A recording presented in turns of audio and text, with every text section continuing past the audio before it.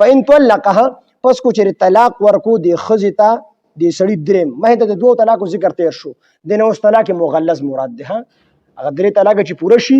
بیا نه چې کوم دی په رجوع باندې کار کیږي نه په نکاح باندې کار کیږي بلکې دا ښځه بیا دوباره نکاح کوي بل چا سره به نکاح کوي او د نکاح سره سره به دا جما کوي دغې نه وروسته به چې بیا کله عدت پوره شي نو بیا به د سړي سره نکاح کوي.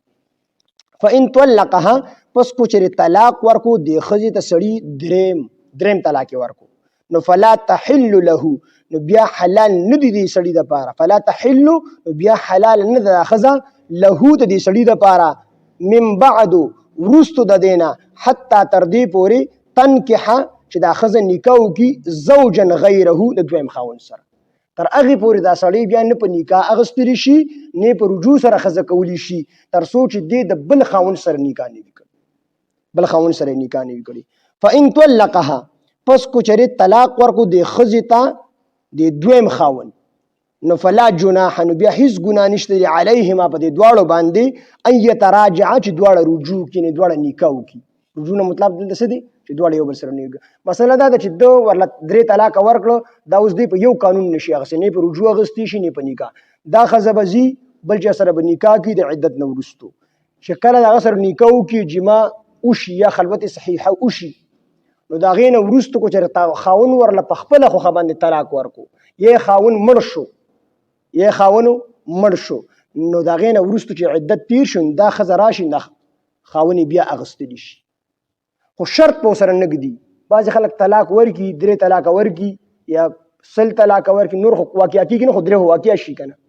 اصل کې د طلاق هم درې طریقې دي یو چې کوم دی احسن دی ډېر بهتر طلاق یو حسن دی او دریم طلاق بدعت دی. احسن دا دی چې په طهر کې داسې طهر کې طلاق ورکړي طهر او تاسو ته ما ویلو چې کله د حیض نه زنانه پاکوي د حالت ته د طهر ویلی شي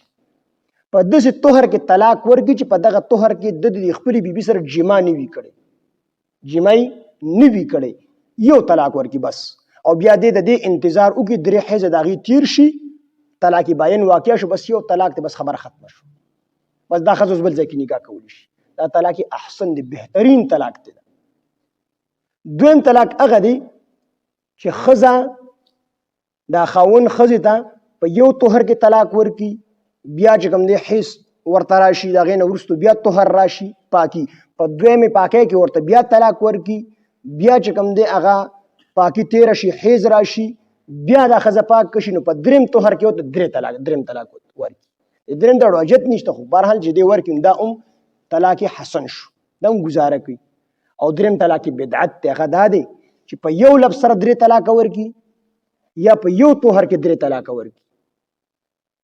یو ځای ووایي چې درې پیرې د طلاق نوم ورسره والي او یا ورته په یو ځای باندې ووایي چې طلاق او یا ورته په یو طهر کې یو ورځ ورته ووایي درېیمه ورځ ورته بیا ووایي څلورمه یعنې طهر کم سے کم 15 ورځې خو وي که نه 15 ورځې نو چې دا د حیض نه پاکه شو د دې بل حیض لا نه دی راغلی په د یو طهر کې د یو پاکی کې دی ورته درې وړه طلاق ورکړي طلاق بدعت دی دا ګناه ده طلاق واقع کېږي خو ګناه ده مکروه تحریمي دی. دغه رنګې په حیض کې به هم طلاق نه ورکوي دا هم چې کوم دی ګناه ده په طهر کې به طلاق ورکوي نو دا طلاق نو کو یو سړي ښځې هو چې درې طلاق یې ورکړو درې طلاقه ښځې ته پوره شو هر څنګه چې پوره کړو خو درې طلاق طلاق مغلظه واقع شو نو دې داسې کار وکړي چې یو سړي سره خبره وکړي ته به زما دا پلانکی به په نکاح والي په نکاح باندې به یې والي او بیا د هغې نه وروسته به دا عدت بیا به یې پرېږدي یو شپه دوه به ورسره وکړي بیا به یې پرېږدي بیا به چې کوم دی د هغې نه پس ورسره دې نکاح وکړي په دې باندې نبي علیه السلام حضرت علي رضی الله عنه فرمایي چې نبي علیه السلام په دغې سړي چې دا کم سړی حلاله کوي محلل حلاله کوونکي چې کوم په دې شرط باندې نکاح کوي چې زه به تا ته حواله کړم ته به بیا زما دپاره پرېږدي په دې سړي باندې او د چا دپاره چې دې دا ښځه حلالي په دواړو باندې نبي علیه السلام لعنت ویلي نو که داسې عمل یې وکړو نو نکاح کېږي بیا خبره ټیک ته شرع ته جوړېږي خو دا کار یې د ګناه وکړو شرط په پکې نه ږدي چې ته به زه به تا ته دا ښځه پرېږدم ما طلاق ورکړي دي زه به چې کوم دی تا ته په نکاح کړم او ته به بیا زما د سنا کار به نه کوي دا ګناه دی د نبی اسلام لعنت په دغه دواړو باندې چې کوم سړی خاوند دی په دوم د نبی اسلام لعنت دی او دا کوم سړی چې ولا حلاله کی په د باندې چې کوم دی لعنت دی پریدي نو هم په خپل خو باندې پرې خو دا یا د خاوند مړ شوندې بیا غستی شي